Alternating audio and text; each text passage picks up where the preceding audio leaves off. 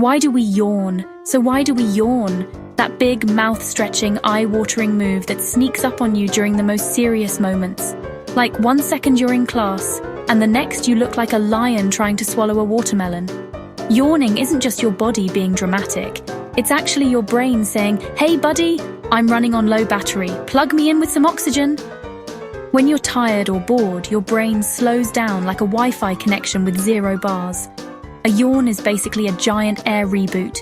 Your lungs suck in oxygen, push out carbon dioxide, and your brain gets a fresh blast of energy. It's like hitting the refresh button on your computer, but way funnier looking.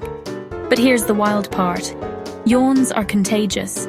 One person yawns and suddenly the whole class is a chorus of "ah." It's like the world's weirdest chain reaction. Scientists think it's some ancient teamwork trick from caveman times. Imagine a cave full of people.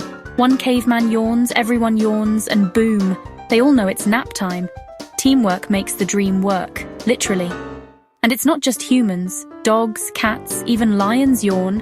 Yep, the king of the jungle does the same sleepy move you do in math class.